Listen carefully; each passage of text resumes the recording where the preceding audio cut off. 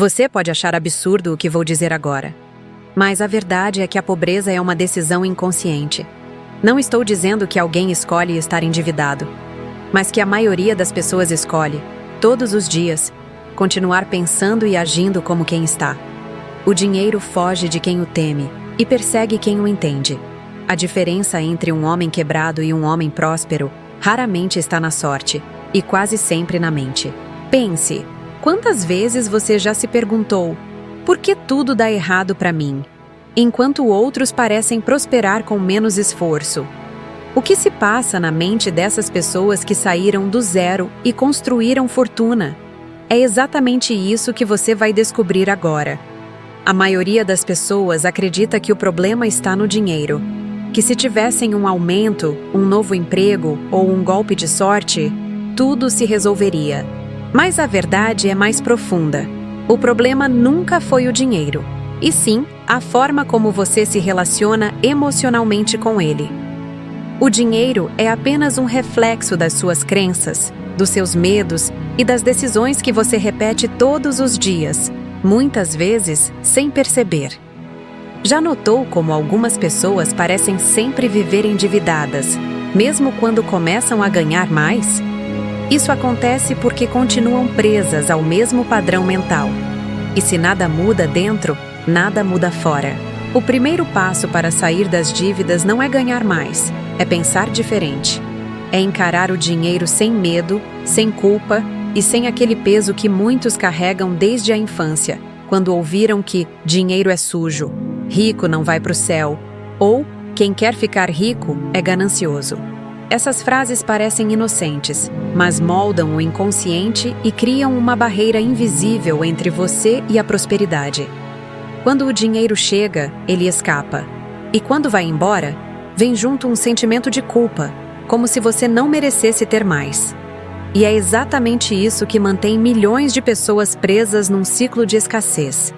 Trabalham duro, mas inconscientemente repelem o que dizem querer atrair. A ciência confirma isso.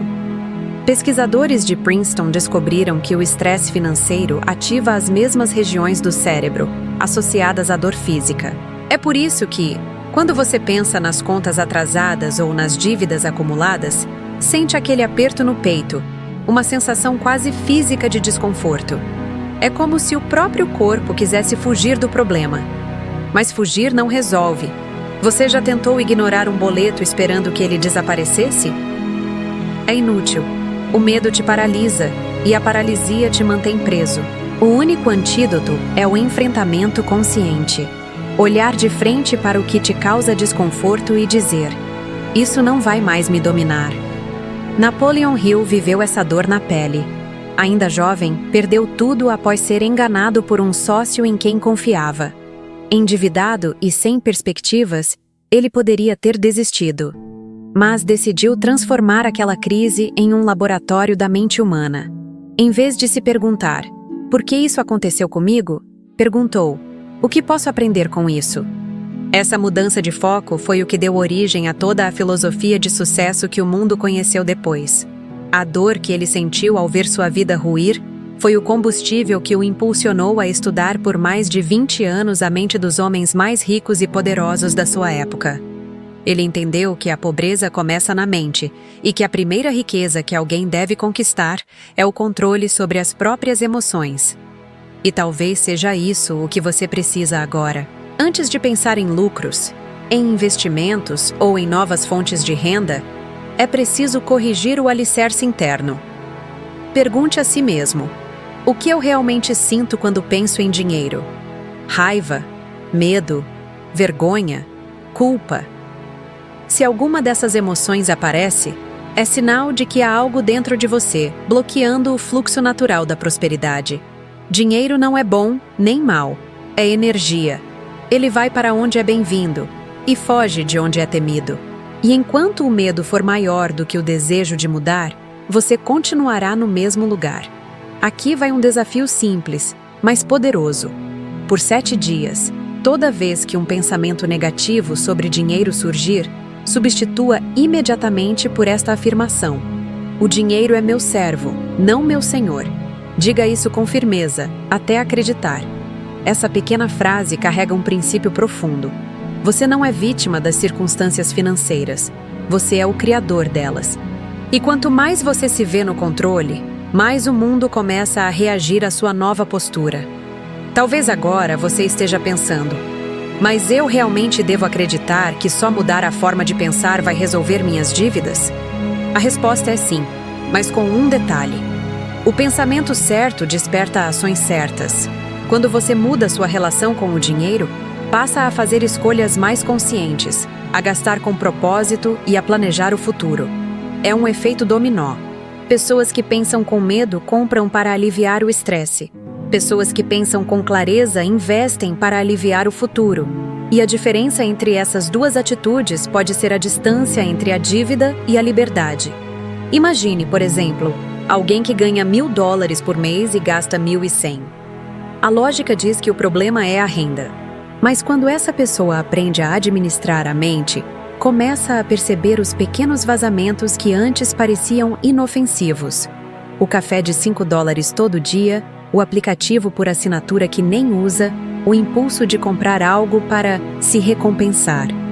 Ao controlar essas pequenas fugas, ela descobre que consegue economizar 50, 100, às vezes $200 por mês. E mais do que isso, descobre algo ainda mais valioso: o prazer de dominar o próprio comportamento.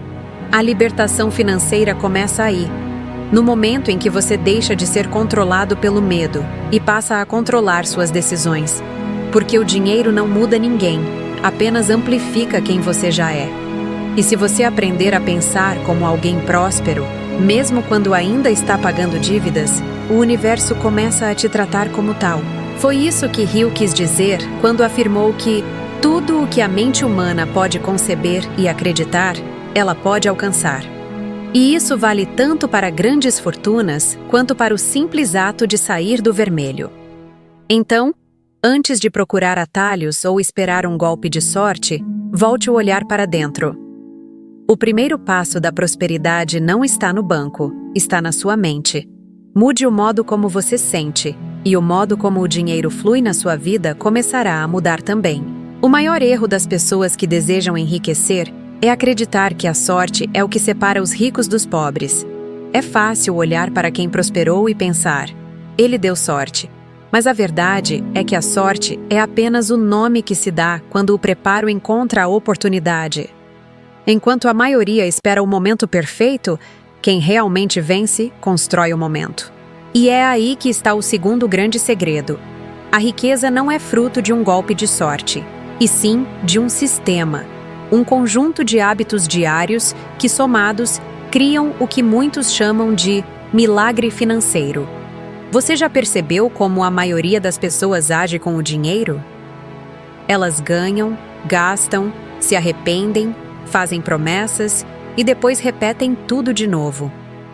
É um ciclo que se repete mês após mês, como um disco riscado. Isso acontece porque elas nunca aprenderam a criar hábitos de lucro. Não falo de fórmulas mágicas, mas de pequenas ações consistentes que transformam o modo como você pensa e age com o dinheiro. A riqueza é comportamental, não circunstancial. Se o seu comportamento não mudar, não há renda que te salve. Um exemplo clássico vem dos ganhadores da loteria. Segundo a National Endowment for Financial Education, cerca de 88% deles perdem tudo em até 5 anos. E não é porque não tinham dinheiro suficiente, mas porque continuaram pensando como pobres. O cérebro não se adapta automaticamente à nova realidade. Se antes a pessoa via o dinheiro como algo escasso, ela vai continuar agindo com medo, culpa ou impulsividade, até ver tudo escorrer pelos dedos. É por isso que, mesmo quando a vida entrega uma oportunidade inesperada, ela volta para o ponto de partida. Porque sem estrutura mental, o sucesso não tem onde se sustentar. Henry Ford, um dos homens mais ricos e visionários do século XX, entendia isso melhor do que ninguém. Ele quebrou 2 vezes antes de fundar a Ford Motor Company. Poderia ter desistido e culpado o destino, mas preferiu aprender. Ford dizia que cada falência era uma lição paga, um investimento no próprio aprendizado. E foi essa mentalidade que o fez construir um império bilionário, baseado não na sorte, mas em sistema, método e disciplina. Ele acordava no mesmo horário, repetia as mesmas rotinas, estudava seus custos, otimizava processos e tomava decisões baseadas em dados, não em impulsos. Ford era, antes de tudo, um homem de hábitos previsíveis, e é justamente isso que o tornou extraordinário. Agora pense em você. Qual é o seu sistema financeiro? Ou melhor, você tem um? Ou apenas reage ao que acontece, esperando sobrar algo no final do mês? Porque se você não tem um plano, você é parte do plano de outra pessoa. E esse plano é fazer você gastar. As empresas, os bancos, as marcas, todos têm equipes inteiras dedicadas a estudar seu comportamento para descobrir como te fazer consumir mais e pensar menos. A única forma de inverter o jogo é se tornar o estrategista da sua própria vida. Comece com algo simples. Anote tudo o que entra e tudo o que sai por 30 dias. Pode parecer pequeno, mas é transformador. Pegue um caderno, um aplicativo, o que for mais prático. Anote até o café de $2, a gorjeta de $1, o lanche rápido no meio do dia. No fim do mês, olhe para tudo o que gastou. Você vai se surpreender com os vazamentos invisíveis. São eles que roubam sua liberdade. Pequenos gestos automáticos que drenam o que você poderia estar investindo no seu futuro. Quando você visualiza o que está acontecendo, cria consciência. E consciência gera poder. É nesse momento que nasce o hábito do lucro. E não, lucro não é apenas o que sobra. Lucro é a decisão de pagar a si mesmo primeiro. É a atitude de reservar uma parte de tudo o que ganha, mesmo que seja pouco, e tratá-la como sagrada. Pouco importa se é $5 ou 50. O que importa é o gesto. Ele comunica à sua mente que você é capaz de guardar, que é digno de prosperar. Essa repetição cria um novo padrão neural, e o cérebro começa a associar prazer não mais ao gasto, mas ao crescimento. Um estudo publicado pela Cambridge University mostrou que o comportamento financeiro começa a se formar aos 7 anos de idade. E se você cresceu vendo seus pais preocupados, discutindo por causa de dinheiro ou dizendo que nunca dá para juntar nada, essas crenças ficaram gravadas em você. É por isso que o simples ato de poupar pode causar ansiedade em muita gente. Parece algo pequeno, mas dentro da mente há um conflito entre o desejo de prosperar e o medo de repetir o passado. A boa notícia é que qualquer padrão pode ser reprogramado. A cada vez que você economiza conscientemente, você está ensinando ao seu cérebro que é possível ter mais sem perder. Um bom exercício é substituir o impulso de comprar pelo prazer de observar seu saldo crescer, mesmo que lentamente. Em vez de buscar alívio imediato, comece a buscar segurança emocional. Você não imagina a tranquilidade que é abrir uma conta e ver que há ali uma reserva, mesmo que pequena, feita por suas próprias mãos. É como plantar a primeira semente de liberdade. E quando você experimenta essa sensação, nunca mais quer voltar a ser escravo do impulso. Repare, quanto mais você age com consciência, mais oportunidades aparecem. Pessoas disciplinadas atraem confiança, e confiança atrai portas abertas. Não é coincidência, é lei. O mundo recompensa quem transmite estabilidade, porque a estabilidade é o solo da prosperidade. O lucro não vem para quem espera, vem para quem cria estrutura. Então, se você quer sair das dívidas e começar a lucrar, pare de procurar atalhos. A sorte pode até bater à sua porta um dia, mas só vai entrar se encontrar um terreno preparado. Monte seu sistema, defina suas regras e cumpra-as como se fossem compromissos de vida. E lembre-se, o hábito de lucrar não nasce do acaso. Nasce da decisão de agir todos os dias, como quem já é dono do próprio destino. Você pode até quitar suas dívidas, aprender a controlar os gastos e começar a economizar. Mas se não mudar o modo como pensa, tudo volta. Porque o verdadeiro campo de batalha não é o banco, nem o salário, é a mente. Quantas pessoas você já viu que conseguiram ficar em paz financeiramente por um tempo, mas depois voltaram a dever? Isso acontece porque resolveram o sintoma, mas não a causa. A mentalidade antiga continua lá, silenciosa, esperando a primeira oportunidade para assumir o controle de novo. É como limpar o chão, mas deixar a torneira aberta. A transformação começa quando você cria uma visão de futuro tão clara e poderosa que nenhuma dívida, nenhum medo, nenhum obstáculo tem força suficiente para te parar. Napoleon Hill aprendeu isso na época em que enfrentava uma das fases mais sombrias da vida. Ele estava falido, sem dinheiro sequer para alimentar a família, e ainda assim escreveu uma carta a si mesmo, prometendo que um dia conquistaria fortuna, ajudando outras pessoas a prosperar. Aquela visão não era apenas um sonho, era uma decisão. Hill compreendeu que enquanto a mente de um homem se recusar a aceitar a derrota, nenhuma dificuldade é definitiva. E talvez seja isso o que falta para a maioria das pessoas hoje. Uma visão que as mantenha firmes, mesmo quando tudo parece desabar. Você já se perguntou qual é a sua visão de futuro? Não o que você quer evitar, mas o que realmente deseja construir? A maioria das pessoas sabe o que não quer. Não quer mais dívidas, não quer mais estresse, não quer mais medo, mas poucas sabem o que realmente querem. E sem uma imagem clara, o cérebro fica perdido.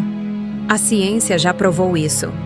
Pesquisas de Harvard mostraram que pessoas que escrevem metas específicas e detalhadas têm 10 vezes mais chances de alcançá-las. Isso acontece porque o cérebro precisa de direção.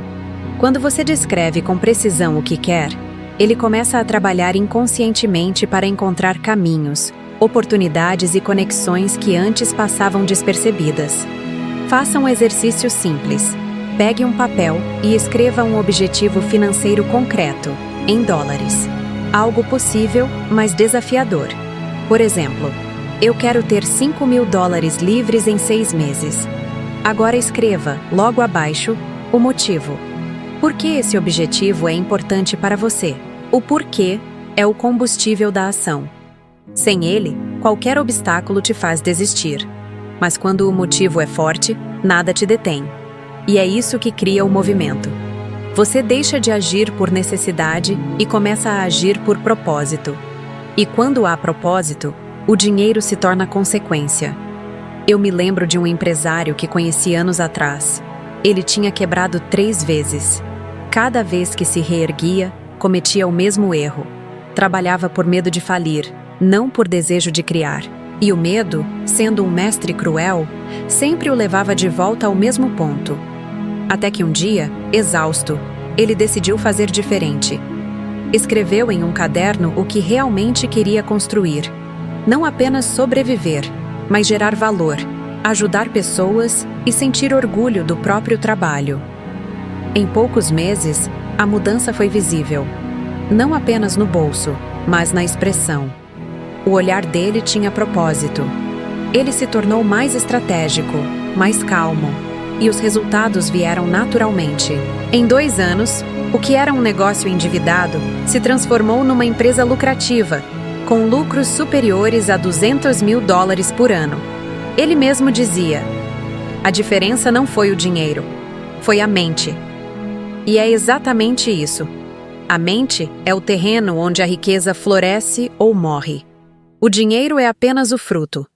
Se você não cuidar da raiz, suas crenças, sua visão, seus hábitos, não adianta trocar de trabalho, abrir um negócio ou ganhar mais.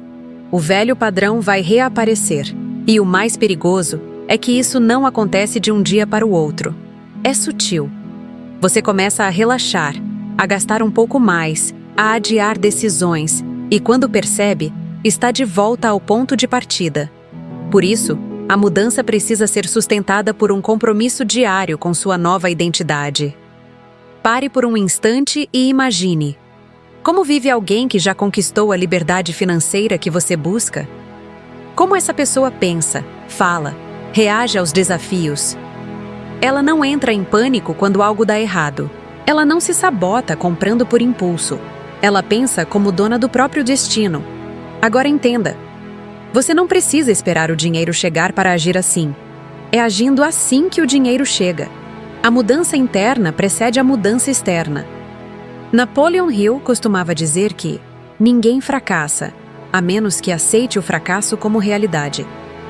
E é justamente essa mentalidade que mantém o espírito inabalável dos que prosperam. As pessoas que constroem riqueza não são as que nunca caem, mas as que se recusam a permanecer no chão. Elas aprendem, ajustam e seguem. É uma decisão mental diária: levantar e continuar. Se você quer liberdade real, comece pela mente. Escreva sua visão, leia-a todos os dias e haja como se ela já fosse verdade. Aos poucos, você vai perceber que o medo perde força, a culpa desaparece e o dinheiro começa a circular de outro modo. Ele deixa de ser um peso e se torna uma ferramenta. Você passa de prisioneiro das contas a arquiteto da própria vida. E esse momento, o instante em que você percebe que pode criar o próprio destino, é a verdadeira riqueza. Porque no fim, não é o saldo no banco que define sua liberdade. É a certeza de que, aconteça o que acontecer, você nunca mais voltará a pensar como um devedor. E lembre-se, nada muda até que você decida mudar. Cada escolha que você faz hoje está desenhando o seu amanhã. E talvez este vídeo seja o ponto de virada que você precisava para começar a construir uma nova história com o dinheiro. Se esse conteúdo te fez pensar diferente, compartilhe com alguém em especial que você sabe que precisa ouvir isso agora. Pode ser um amigo, um familiar, alguém que está passando por dificuldades e só precisa de uma nova forma de enxergar a vida. Eu te agradeço por ter ficado comigo até aqui. Se ainda não é inscrito no canal, inscreva-se agora. Deixe o seu like para me mostrar que esse tema fez sentido para você e, principalmente, para que essa mensagem alcance mais pessoas que precisam ouvir isso. Continue comigo, porque ainda há muito mais que eu quero te ensinar. E eu te espero no próximo vídeo.